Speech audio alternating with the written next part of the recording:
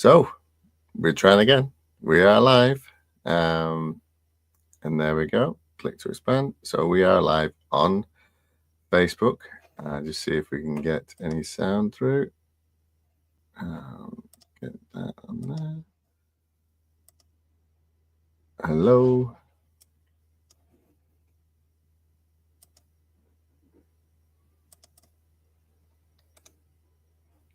All right. Well, we are live, and we'll see how we go from here.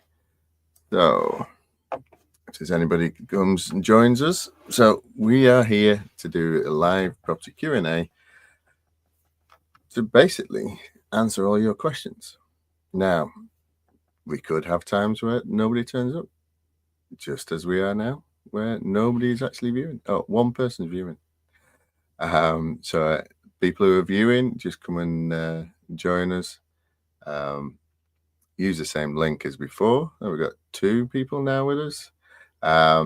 Any comments? Just ask your questions. Come and say hello, and we can put your comments on the screen, and we can answer any questions, and go from there.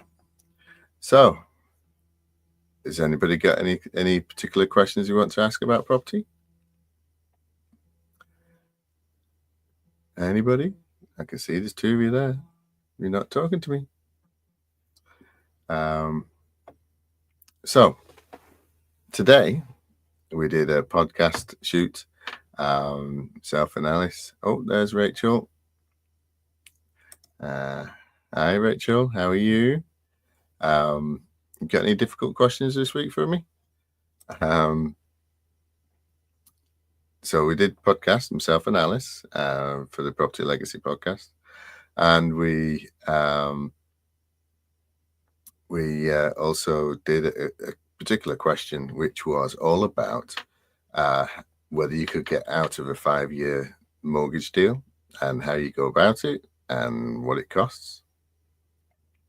So yeah, even if you are in a fixed term deal on a mortgage, whether it's your own personal house or whether it's a property investment property, then you can get on and you can terminate that contract by paying the mortgage back, but you will have to pay a kind of a fine.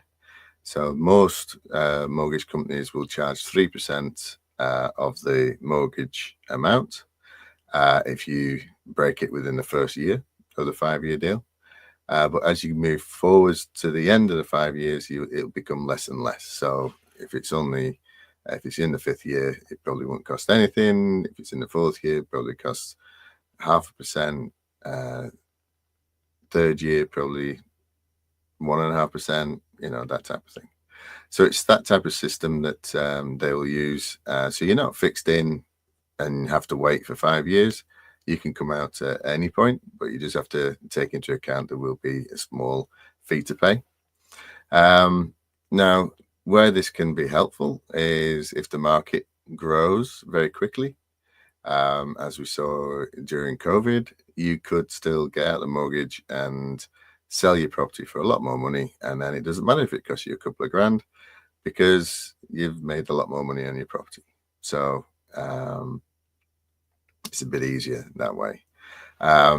So hi, Rachel's saying, I think Chris is here as well. Which Chris? I don't know.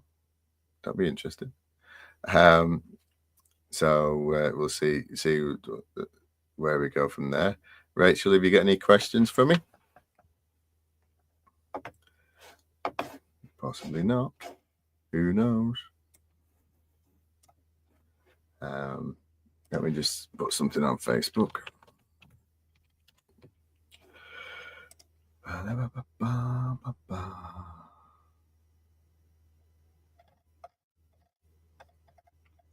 I'll put a comment on my own.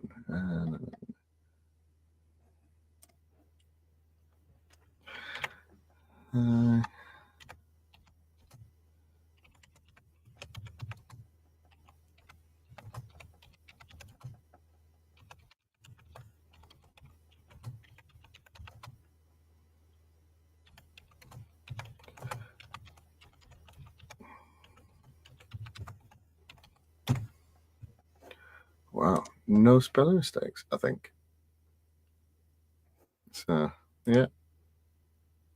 Please put your questions in the comment section. Well, that worked. Rachel, I don't at the moment. Oh no, that's terrible. Right, so we're going to have a think about what we're going to do. So ultimately, property investing is about making sure that you are buying the right house, the right deal to make money, and you're going to utilize multiple strategies to do that.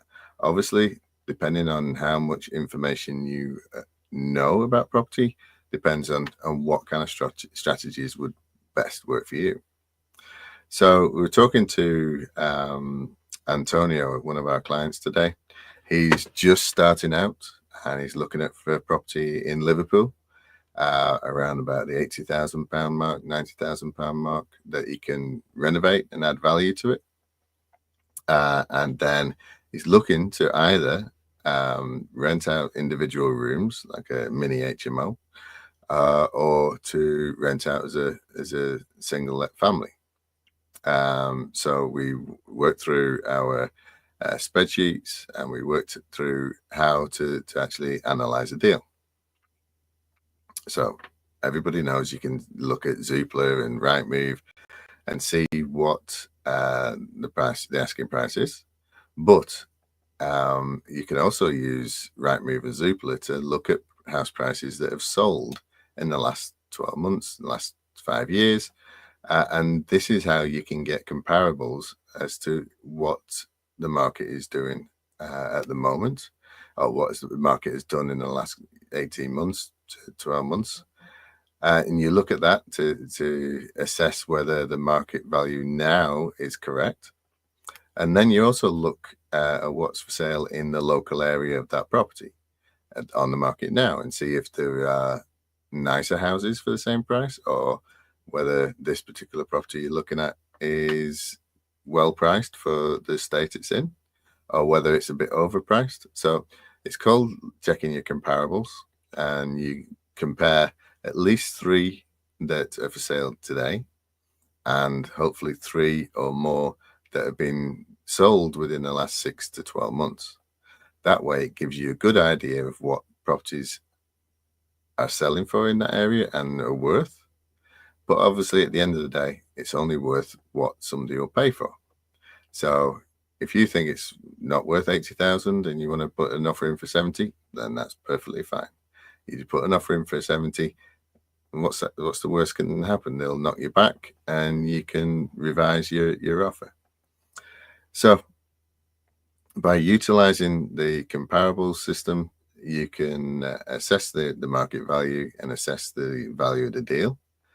And then you then look at what kind of rental income you get from that property, and what you can add value to the property. So can you add an extra bedroom? Can you renovate the property with nice kitchens, that type of thing, and increase the value of the rent or increase the sale value? And that's basically very high level how we would analyze a deal to make sure that it works for a buy-to-let. Now, Chris has come on board. Hello, Chris. What's Chris asking for? So, Chris Turner, where do you see the interest rates going over the next 6 months, up or down? Well, excuse me. The government has hit its target of 2% for inflation to get it down to 2% or below. So that normally is that's the reason why the interest rates have been higher. So they put the interest rates up so that inflation would be driven down. And the ultimate thing now would be that the Bank of England will put under pressure to reduce interest rates again, so that the markets will recover quicker. People will start buying again because the interest rates drop. So the chances are we should see some sort of a drop in the next 6 months. But that's not guaranteed. The more they drop the interest rate, the more inflation will start to rise again. So it's a bit of a double-edged sword. Yes, we want the interest rates to come down, but no, we don't want inflation to increase. So it's likely that they're coming down a little bit, maybe 0.25%, 0.5%, maybe, but it's not guaranteed. So the best thing to do when you're looking at property is to assess the deal with today's rates, because that's the only thing you can guarantee, and then make your decision on today's rates. And quite often, I tell clients to, if they were getting a interest rate of 4.5, I'd look at the deal analysis with a 6% interest rate. So if the interest rate did go back up again, you would still be comfortable at the higher, at the higher rates.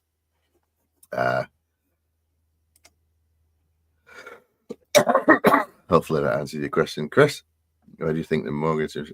All right, well, Chris put the same question on twice. So yeah, mortgage interest rates should be coming down, but it all depends on how much the government and the Bank of England want to risk inflation. Obviously, we had a decade of extremely low interest rates, which has been relatively unheard of in my lifetime, never mind anybody younger. So it was unusual to be below 2 or 3%, and in fact it went down to 0.25.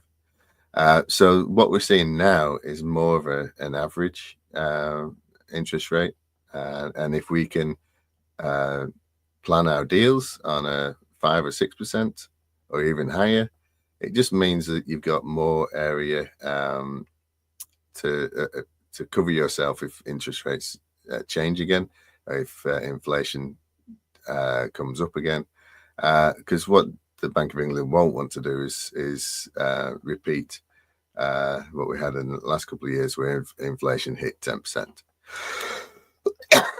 And the only way they can manage that is by bringing the interest rate back up again. So it could be we could have we have a decade of interest rates just fluctuating up and down to try and keep it on an even keel. So it's unlikely we'll have a huge decrease in interest rates, but it may come down a little bit. So, Chris, did that answer your question? Yes? No? No. Don't know. He's not answering. So, how do you think mortgage rates up and down? Somebody's trying to ring me. Okay, so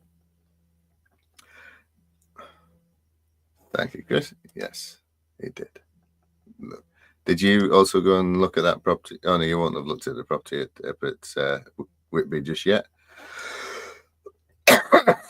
Oh, got a cough. So I'll tell you. So Chris is one of our clients that is on our mentorship program. I was talking earlier to Antonio that was on our group coaching program. He came along to our private group coaching program to an event we had just at 5:30 or 5 o'clock. And we were talking about the properties in Liverpool, as I said before. And he was saying that there's a lot of properties in the Liverpool area that was between 80 and 120 for a 3-bedroom house, which seems quite low compared to some of the areas out there. And it just goes to show that you can get some really good results at this moment in time with the market being so low. So Antonio was looking at a deal for 80,000 and would still getting him 10 to 12% gross yield. So this is something that is available in Manchester as well in certain areas. Obviously, the further south you get, is less likelihood of getting houses below 100,000, and most likely to be 250 and upwards. So that's where your buy-to-lets struggle to make sense. Struggle to hit gross yields of 10% or higher. So Manchester's an average of about 8 or 9%. Birmingham probably about 5, 6, maybe 7% gross yield, whereas London you're talking 3 or 4%. So that's just something to bear in mind. Obviously, if you're looking further north, you'll be able to get cheaper properties again. But I've noticed that Morecambe, even though it's north, it's more expensive than the Blackpool area, more expensive than the northeast. Just because of the everybody putting the prices up, expecting the Eden project to start building. So obviously that's going to push the market up there. Barrow and Furness has got some great deals on at the moment, and that's been very buoyant in the last 6 months due to the BAE announcement of the 30-year contract, and also a new marina and a new housing estates that are being built up there. So those areas are great to go and look at and keep an eye out for. And so let's just have a little bit of a poll. Where in the UK is everybody looking at? So I know Chris is looking at in different areas. So Chris, where are you looking at? And Rachel, what's the area that you look to invest in? Is it the Manchester area? Is it further afield? It'd be just interesting to see where you're looking to invest.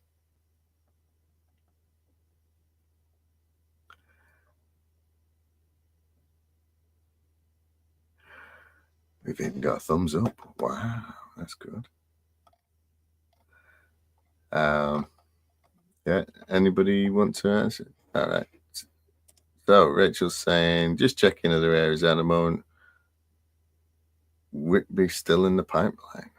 Well, Chris is also looking in the Whitby area. He might have an off-market deal, but whether he'll tell you about it, I don't know.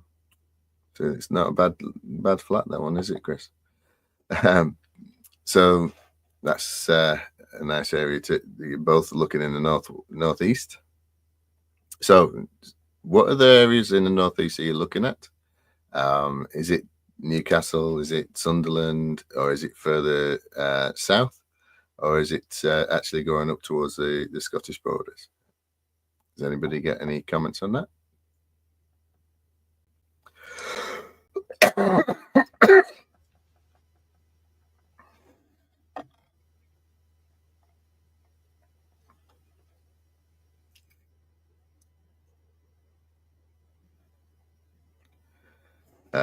Right. So Rachel is looking at Hull, but still checking other areas. Right. Yeah. Same. They're both together. I was thinking it was Rachel from last week. Sorry, Rachel.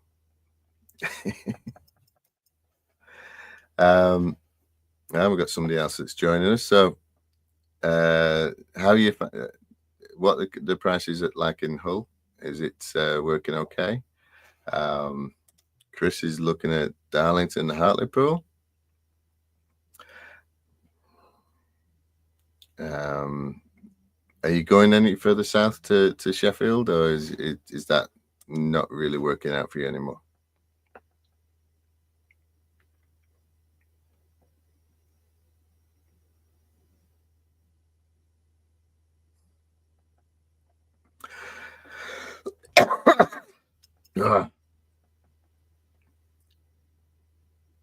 Right. So I'm really struggling with doing it. Let's get a drink.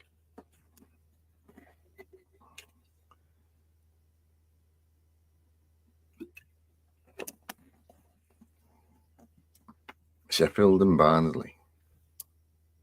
So what did you think of the market research I sent you in those areas? Is it checking out okay?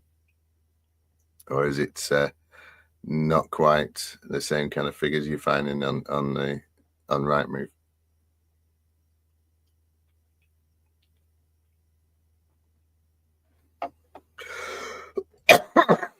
Oh, really struggling with a cough today.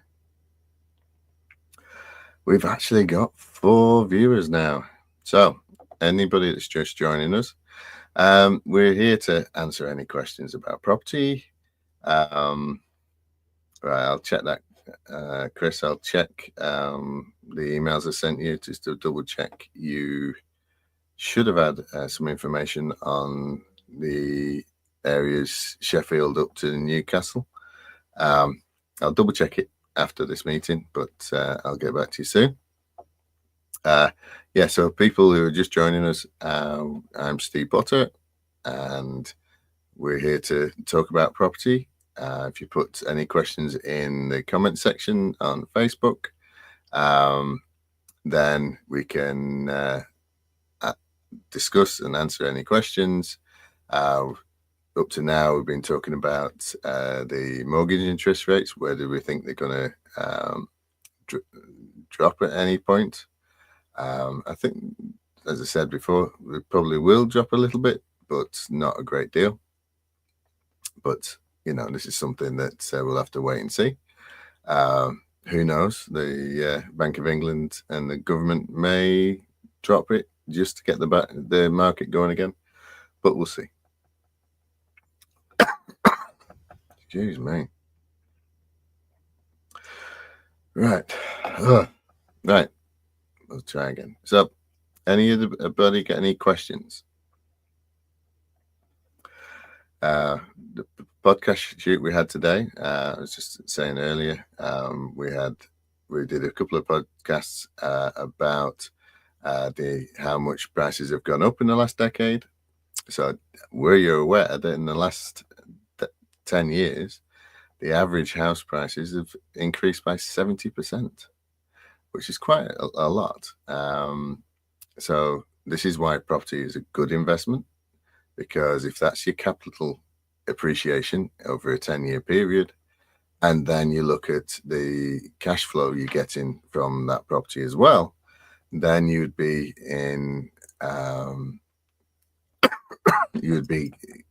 not just appreciating in capital, but you would have a good cash flow income year on year, month on month, and then you could then have a very small mortgage after 10 years, or even sell the property and keep the cash. But this is why we do property. This is why we invest, and this is what it's all about. So today, there's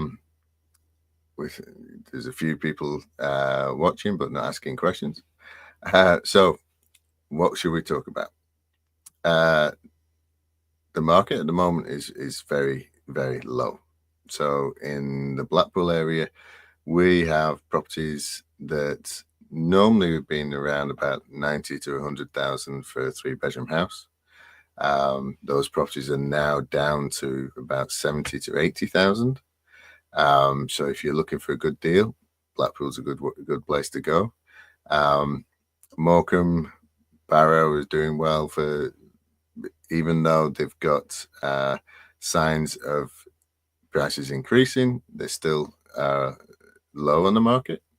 And you've got good opportunities for service accommodation, good opportunities for HMOs, good opportunities for buy-to-lets, single let families, buy-to-lets, as well as single room lets. So those areas on the west coast are good to look into. As I was saying before, Liverpool has got some areas that still 80,000 to 100,000 for 3-bedroom houses. So they'd be good to snap up. because as the market recovers, so does the capital start to increase, and obviously rents are always going to be coming in because of the good rental markets. On the northeast, you've got Whitby, which is good for tourism. Not 100% sure about the buy-to-let market in Whitby, but it's an area to be looking into. Newcastle, it's a bustling city. You will get some areas that are quite expensive there, as well as some of the lower end of the market to get some good deals. Sunderland and Darlington, all those kind of areas, they are going to have some great deals on this year because the market will struggle to recover, and for another about 12 months in those areas, I think. Manchester has still got some areas that are fairly low cost, where you can still get 10% gross yield, mainly because the market rents are quite high. Did you know that the council in Manchester have actually increased the LHA rate to match the local market for the rent? You may or may not know, the LHA rate is the local housing authority rate. So it's what the government or the local housing authority will pay for people on benefits for a 3-bedroom house or a 2-bedroom house. And that usually governs then, or used to govern, how much they would get, but also how much the normal buy-to-lets would be to rent out.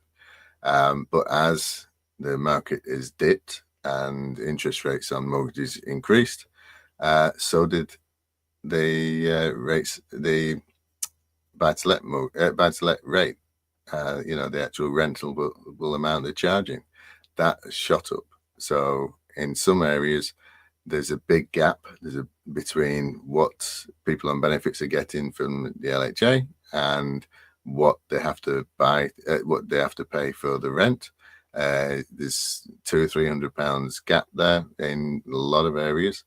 Now, Manchester City Council have decided, or have done over the last 12 months, increase the amount they give to people on benefits so that they're not having to plug that gap. Because let's face it, if they're not getting enough off the government, they'll have to use money that would have been for food and clothes to pay for the rent, or they'd get into debt and then get into trouble with evictions and things like that. So it's good that Manchester have done that. I don't know of anywhere else in the UK that has adjusted that to help people on benefits, but it should really be looked at in all the areas. I know locally in Lancashire, we had a 10% increase, which is good, but it's still not bridging that gap to the local rentable value. For instance, at the moment, a 3-bedroom house is renting out about £850, but the LHA rate's about £623. So it's quite a big gap there if somebody has to fill that with money that, especially if they're not working, they're having to use the benefits that should have been going towards food and clothing and everything else that you need.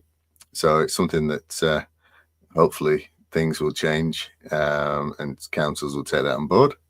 But who knows? We'll see what happens. Now, still nobody's asking any questions. I'm just going to keep talking and talking. Now, tomorrow I'll be at a live networking event at Worsley in Manchester. It's a network that I'm one of the organisers. It's not my networking event. I think there's 15 of us now, if not a couple more.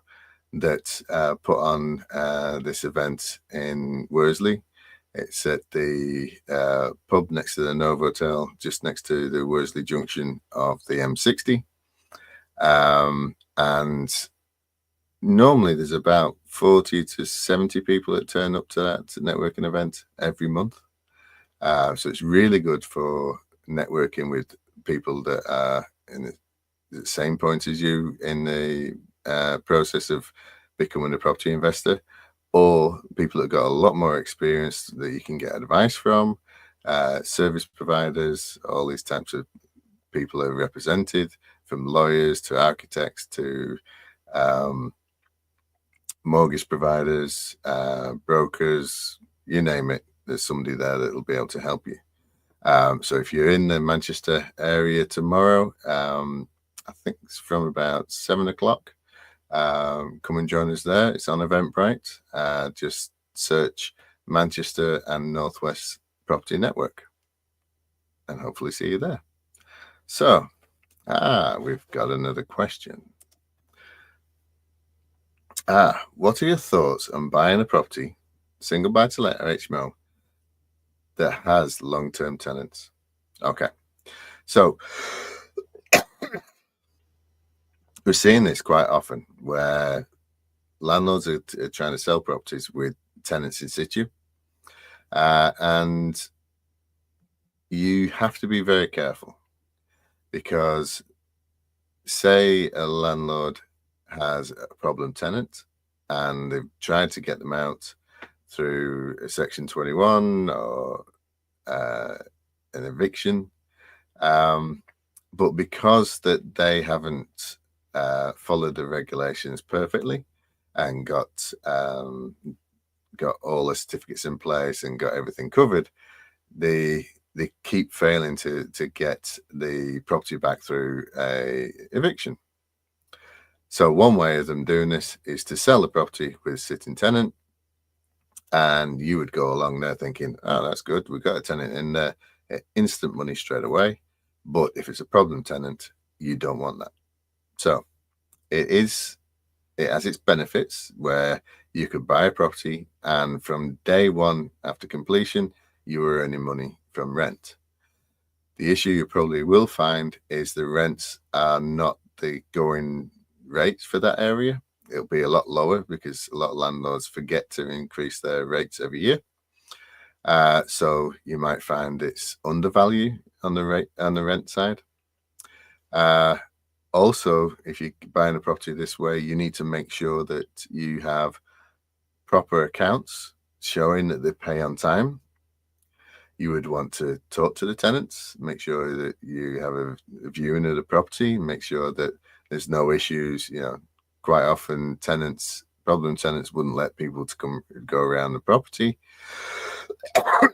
There's a few things you can do, a bit of due diligence to make sure that you know that they are paying on time, then make sure they are looking after the property, if they're happy to show you around.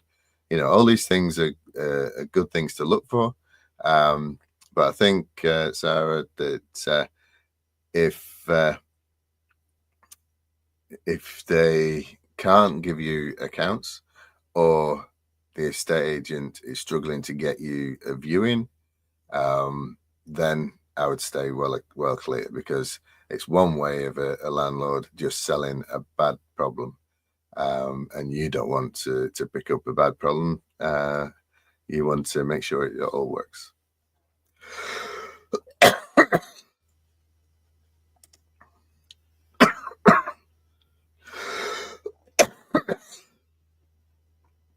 Yeah. So yeah, they may also be on an old style tenancy, and you can't put it up, or they can't put it up. But what I would suggest that you get legal advice as well, that whether that could be dealt with once you take over, because obviously you're going to have either a new tenancy, or you're going to have to adjust the tenancy, because all tenancies have to be between the landlord and the tenant. And even if it's an old tenancy, you would have to adjust that.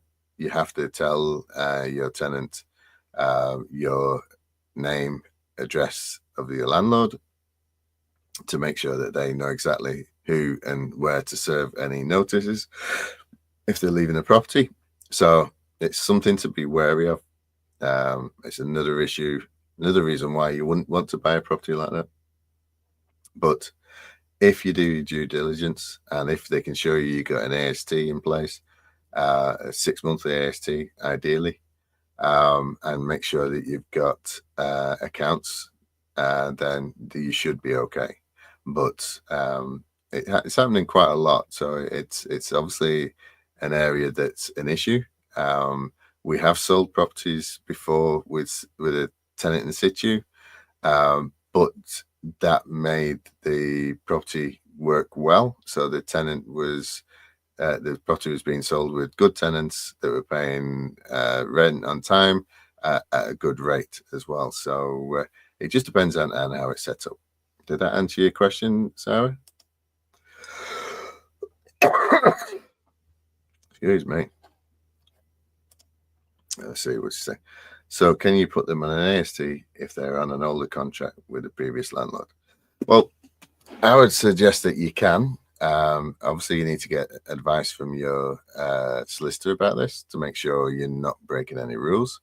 But if you're buying a property and the tenancy doesn't have you as the landlord, then effectively you got no contract with your tenant. So I would suggest you would approach the tenant and get an AST set up, because it needs to be between you and the tenant, not the agent, not the former landlord. You need to make sure it's all set up. So obviously, in the process of buying a property like this, you would have to sit down with your solicitor and make sure he finds out and make sure he advises you on exactly what you can do and can't do with this type of tenancy.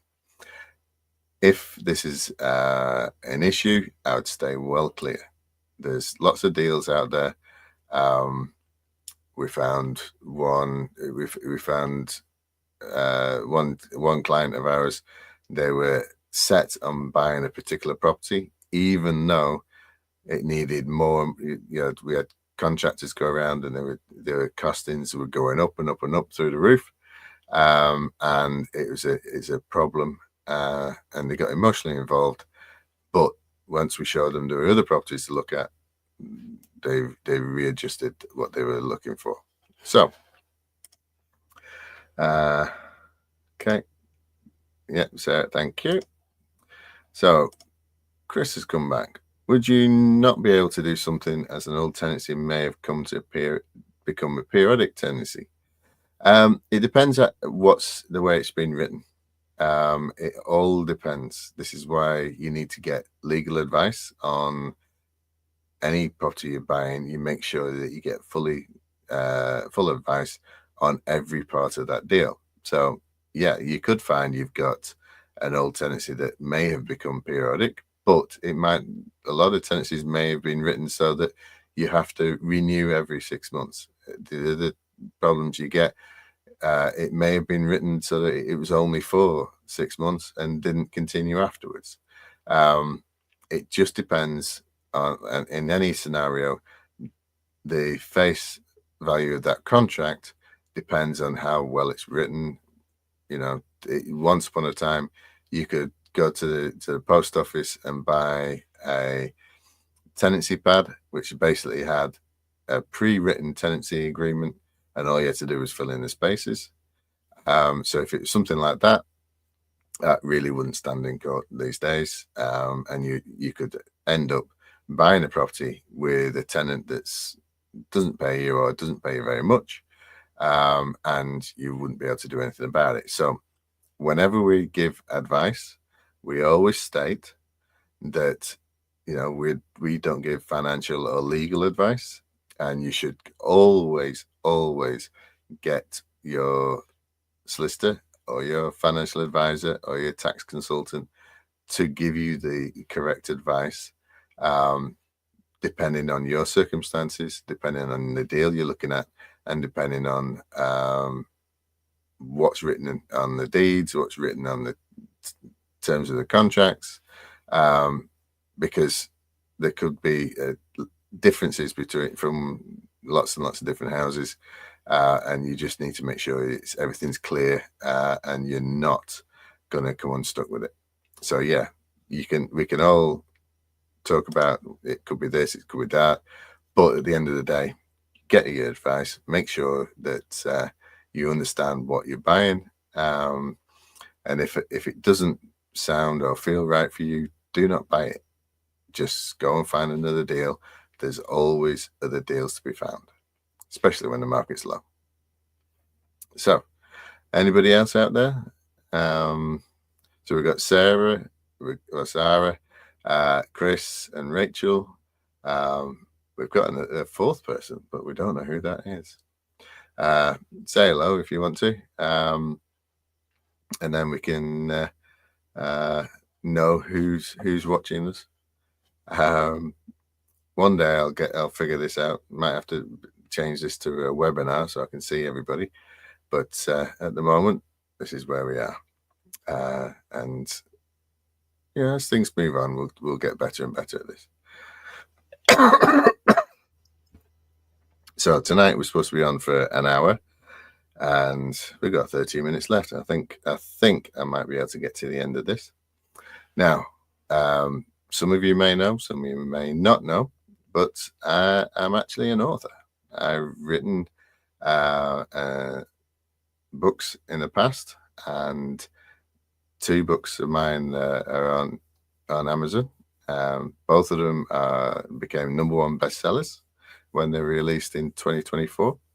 And tomorrow we're actually releasing book 3. This time it's a book all about HMOs. It's called HMO Goldmine. And hopefully we'll be able to get a #1 bestseller again. Who knows?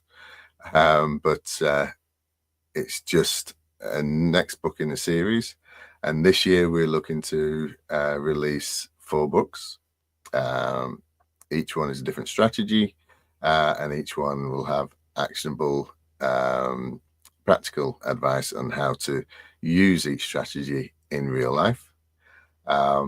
Reason for this is Property Legacy Education was put together by us to help people go from theory to practice, because you can go on courses, you can go online, get the theory very easily, but there's not many people who actually help you go from theory to practice, and that's an area that we want to help people so that they could become financially free. So as of tomorrow, keep an eye out. If I know you or you're in one of our WhatsApp groups, you're gonna see I'll probably send you a little advert about the book.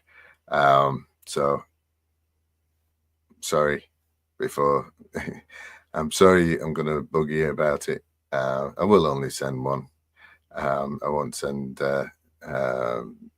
messages after messages. So if you feel like you'd like to have a look at the book or the Kindle version, then they're both available on Amazon as of tomorrow. So anybody got any questions at all? Anybody planning to go to the Manchester network at Worsley tomorrow? We've also got the Blackpool network. That's on Wednesday. That's a lunchtime. So we started the Blackpool event just last November, and this is our 2nd time. It's going to be quiet. I think there might be 10 of us, not many at all, but it means then we get time to get to know everybody over lunch. We decided to do it lunchtime because all the other networking events are in the evening, and we wanted to be a little bit different. For some reason, most networking events is on a Wednesday night, so we didn't go for the Wednesday for the nighttime, just because in November we ran both, and we had more people that came along to the daytime than the evening. So we'll see how it goes. And hopefully the idea for the Blackpool event is to get the council involved so that we can get some input from the local councils as to what their planning departments want from local investors. And that way we can have some sort of line of communication that may help investors and work towards the same type of future as the local councils, because as you know, councils can be a bit lower unto themselves. Where we are, Blackpool is completely different to any other council we've ever worked with. Some good, some bad, but hopefully we can start talking to the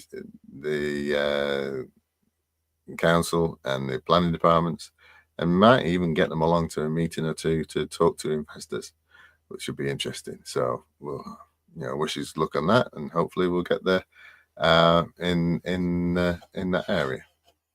So, is there any networking events, Chris or Rachel, in the Leeds area that you go to? Sarah, which networking events do you go to? Are there any others that you know of? So, we know of the Bay Network in Morecambe and Lancaster. We know of the PPN in Preston, PPN in South Manchester, PIN down in Manchester as well. There's a PIN in Liverpool, I think. Mojo.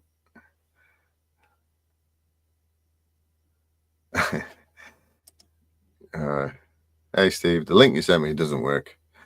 Sorry, mate. Sorry. Yeah, originally we were trying to use a Zoom event and then stream it onto Facebook, LinkedIn, and YouTube. But for some reason, I couldn't get it to work. It's Samuel. Samuel, last week you were under your own name, so now you're really confusing me with Mojo Jojo.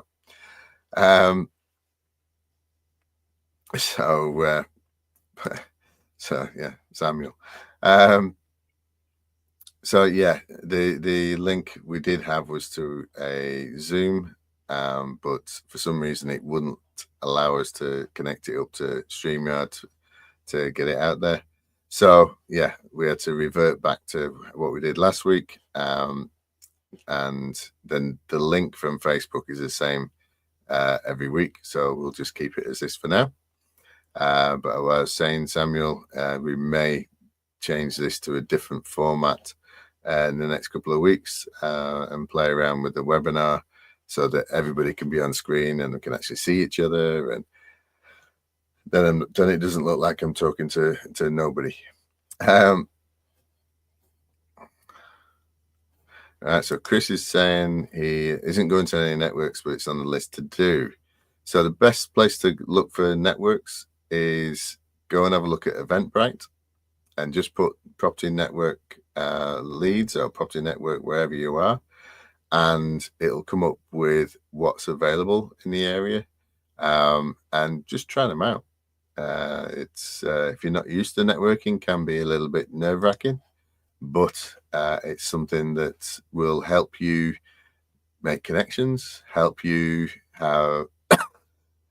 make friendships and joint ventures, and get more advice on the area that you're looking to work in.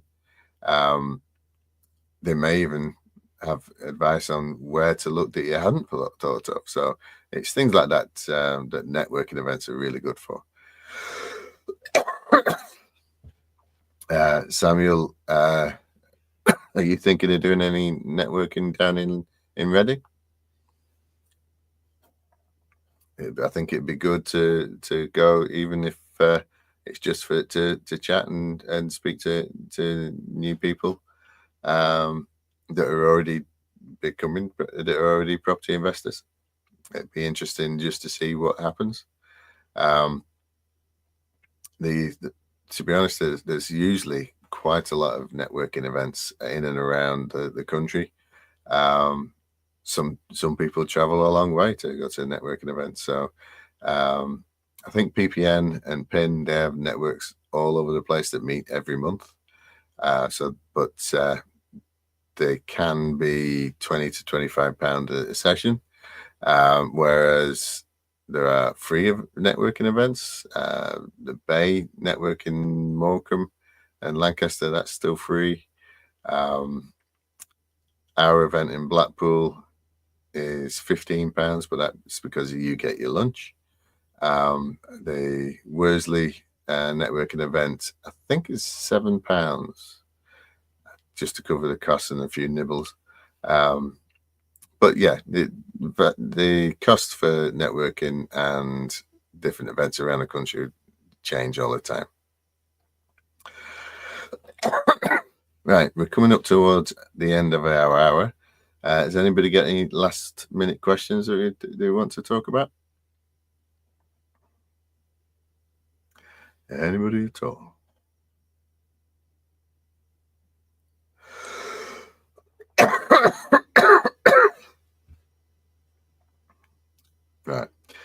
Right. So thanks, guys, for turning up. I'm struggling with my cough, so I'm going to cut it short a little bit.